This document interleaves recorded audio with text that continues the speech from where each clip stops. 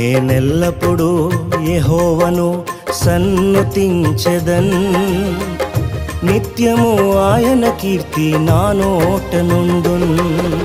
అంతా నా మేలుకే ఆరాధన యేసుకే, అంతా నా మంచికే. తన చిత్తమునకు తల వంచితే, తన చిత్తమునకు తల వంచితే ఆరాధన ఆపను, స్తుతించుట మానను.